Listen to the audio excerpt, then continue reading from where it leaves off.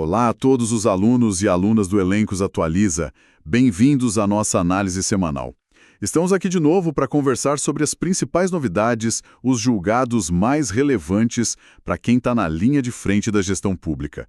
Pegamos o informativo do dia 26 de setembro de 2025 e, como sempre, nosso objetivo é, destilar o que tem de essencial, né? Transformar essa informação em ferramenta prática para o dia a dia de vocês, gestores. Vamos lá desempacotar o conteúdo dessa semana? Vamos sim. E olha, tem bastante coisa interessante. Vamos falar de instruções normativas novas da SEGES, tem uma consulta importante que o TCU respondeu. Ah, aquela sobre ósipes, né? Essa mesma. E também, claro, decisões importantes de tribunais de contas estaduais. Vamos passar por temas como parcelamento de pagamento, registro de preços, compliance, até terceirização. Ótimo. Então, vamos começar por onde? Pelas normas federais da SEGES-GMI? Pode ser. Temos duas que saíram agora, em setembro. A primeira é a Instrução Normativa número 382, do dia 17. Ela vem para regulamentar o Decreto 11.430, aquele que colocou ações de equidade de gênero como critério de desempate em licitações federais. Certo. E o que essa IN 382 traz de, operacional para isso? Como comprovar essas ações na prática? Então, esse é o ponto central. A IN criou uma estrutura, bem interessante, com 3 níveis para comprovação: ouro, prata e bronze. Ouro, prata e bronze. A ideia, me parece, é reconhecer que as empresas estão em estágios diferentes, né? Para chegar no nível ouro, a empresa precisa ter selos mais robustos, já consagrados, tipo Proequidade de Gênero e Raça ou o Selo de Igualdade de Gênero do PNUD. São certificações que mostram um comprometimento já validado externamente. Entendi. Exige um passo a mais.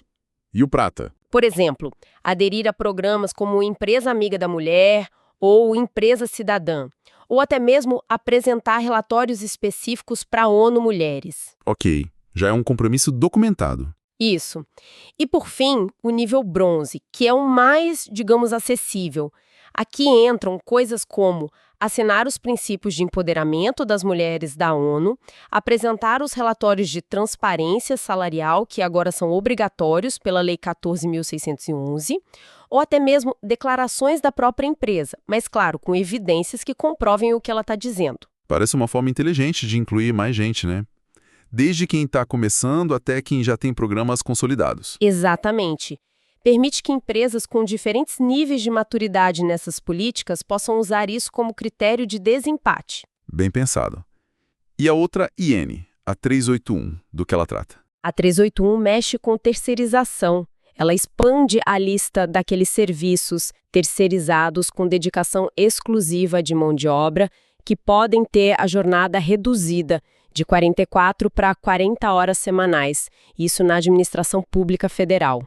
Isso impacta direto a gestão dos contratos, né? Com certeza, o gestor federal agora precisa verificar se os serviços que ele tem contratados, limpeza, vigilância, etc., se enquadram nessa nova lista.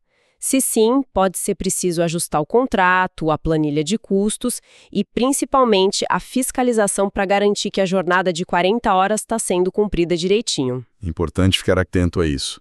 Bom, saindo das INs e indo para a jurisprudência, o TCU trouxe uma consulta no Boletim 556, aquela sobre OCTIP em licitação de estatal. Isso, o Acórdão 2024 de 2025, do plenário, relatado pelo ministro Jonathan de Jesus. A pergunta era bem direta. Uma OSCIP, Organização da Sociedade Civil de Interesse Público, pode participar de licitação de uma sociedade de economia mista federal, regida pela Lei das Estatais, a 13.303. E a resposta foi? Foi que sim, é juridicamente admissível. Mas, atenção, tem um contexto bem específico. A decisão foi focada na contratação de serviços para operacionalizar o PNMPO, o Programa Nacional de Microcrédito Produtivo Orientado. Então não é para qualquer licitação de estatal. Exato. O TCU basicamente harmonizou a lei das estatais com uma previsão que já existia na lei do próprio PNMPO, a Lei 13.636 de 2018. Essa lei já permitia que entidades como OCIPs fossem contratadas para operacionalizar o programa. Entendi. Faz sentido, né? Alinha a ferramenta de contratação da estatal com o objetivo do programa de microcrédito. Permite usar a expertise dessas entidades. Justamente. Pode até ajudar a ampliar o alcance do programa, que é o que se quer. Perfeito. Agora vamos para os estados. Temos decisões importantes dos TCS, começando pelo Rio Grande do Norte. O TCRN falou sobre parcelamento de pagamento em contrato, um tema sempre sensível para o gestor. Muito sensível. Foi uma consulta feita pela Prefeitura de Natal e o TCRN fixou teses bem claras.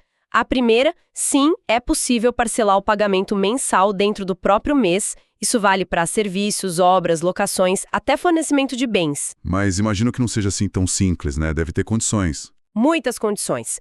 Primeiro, tem que ter acordo expresso com o contratado, formalizado em termo aditivo.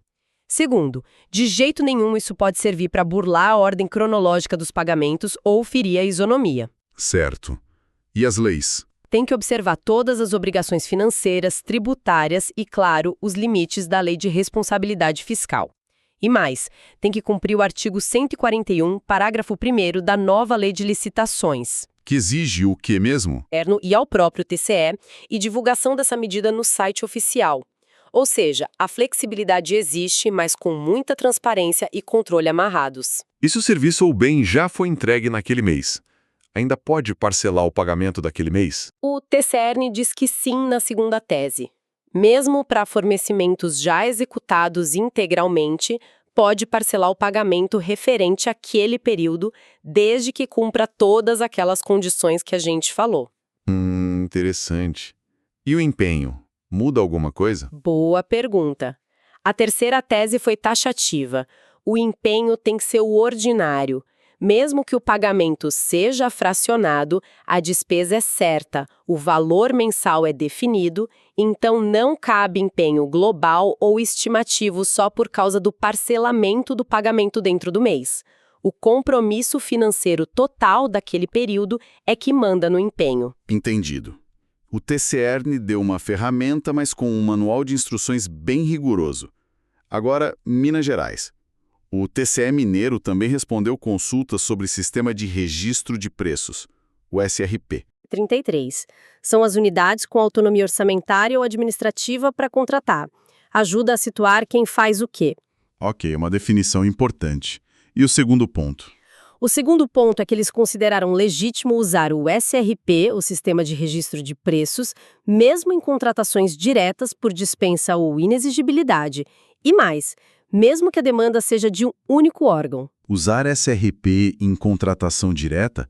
Como assim? Qual a lógica? A lógica do TCMG é: se os requisitos da contratação direta estão lá, bem justificados, o motivo da dispensa, a inexigibilidade, a escolha do fornecedor, o preço, tudo certo. E se você cumpre os procedimentos normais de planejamento e formalização, nada impede que você use a sistemática do SRP. Mas qual seria a vantagem prática disso? Pense numa inexigibilidade para um serviço que você precisa contratar várias vezes ao longo do ano. Ao invés de fazer um processo de inexigibilidade a cada vez, você poderia, segundo o TCMG, fazer um processo, registrar o preço em ata e depois só emitir as ordens de serviço conforme a necessidade durante a vigência da ata.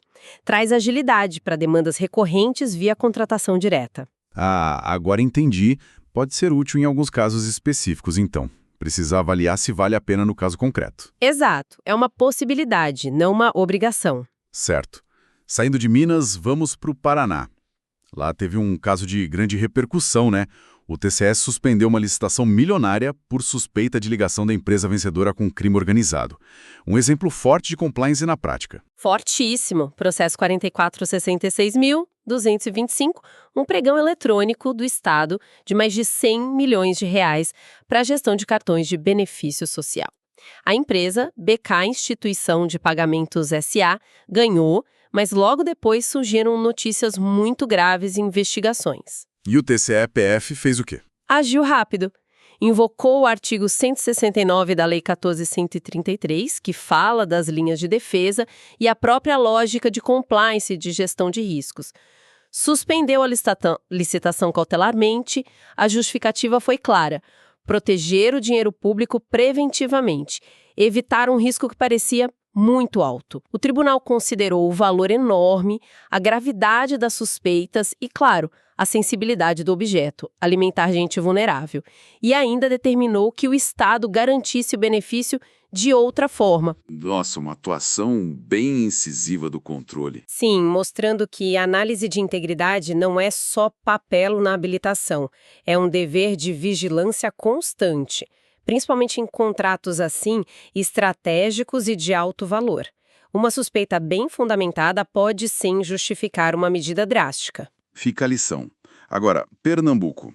O TCE de lá multou um secretário de saúde por uso irregular de credenciamento.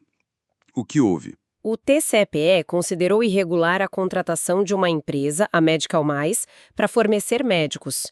Entenderam que isso era terceirização indevida da atividade fim da saúde. Ah, a velha discussão da terceirização na saúde. Exato. O TCE reforçou: médico para a rede pública, a regra é concurso. Para situações temporárias, pode ter seleção simplificada. Credenciamento não serve para isso, para simplesmente fornecer mão de obra médica. Serve para complementar a rede, para serviços específicos, não para substituir a necessidade de servidor ou para driblar a LRF com o gasto de pessoal. E a multa foi para o gestor? Sim, para o secretário. Sinalizando a gravidade da irregularidade. Um alerta importante, principalmente para a área da saúde. Com certeza. Para fechar os julgados, duas decisões de São Paulo. A primeira, sobre a diferença de valor entre ETP e termo de referência. O TCE-SP viu o problema. No processo 973007, o TCE paulista diz que não necessariamente.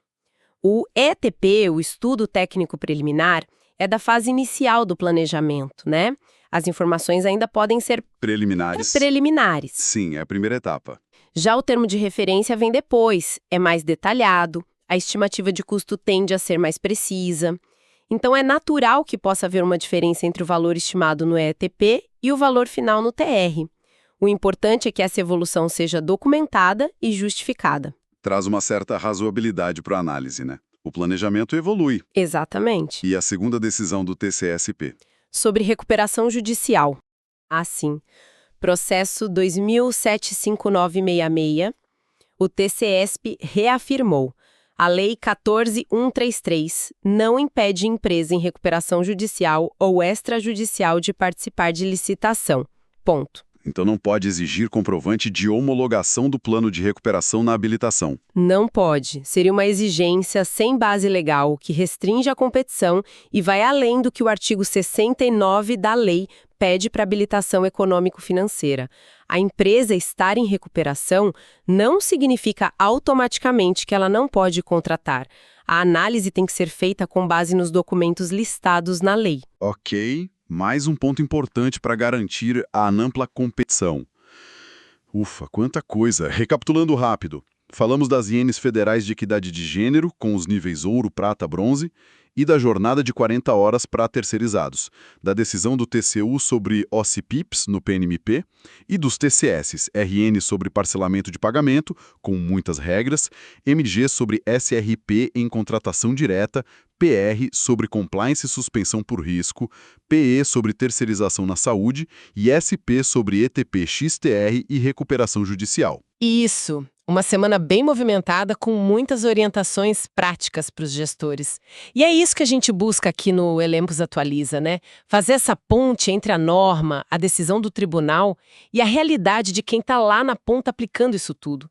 Entender não só a letra da lei, mas como ela está sendo interpretada e aplicada. E por falar em aprofundar e conectar os pontos, aquela primeira N que a gente discutiu sobre equidade de gênero como critério de desempate tem tudo a ver com uma aula excelente que já está disponível na plataforma Elencos Atualiza, não é? Tem sim. A aula Ações Afirmativas na Lei 14.133/21, com a professora Gisela Leitão. É uma recomendação forte. Ela aprofunda justamente essa discussão sobre como aplicar as ações afirmativas na nova lei, o que inclui esses critérios de desempate. É um conteúdo muito relevante e prático. Fica então a dica para os nossos alunos e alunas. assistam à aula da professora Gisela Leitão. Bom, espero que essa nossa conversa de hoje tenha sido útil. Para a gente fechar, qual reflexão final a gente pode deixar? Pensando naquele caso do TCE do Paraná, da suspensão por risco de integridade, talvez a pergunta seja: como é que a gente pode, no nosso dia a dia, na prática das nossas licitações, melhorar essa análise de integridade dos licitantes? Como ir além dos documentos formais da habilitação para tentar enxergar e mitigar esses riscos antes que eles virem um problema real para a administração? Excelente provocação. Como fortalecer essa análise preventiva de integridade? Fica aí a reflexão. Com isso, a gente encerra a nossa análise desta semana. Muito obrigado pela companhia e até a próxima.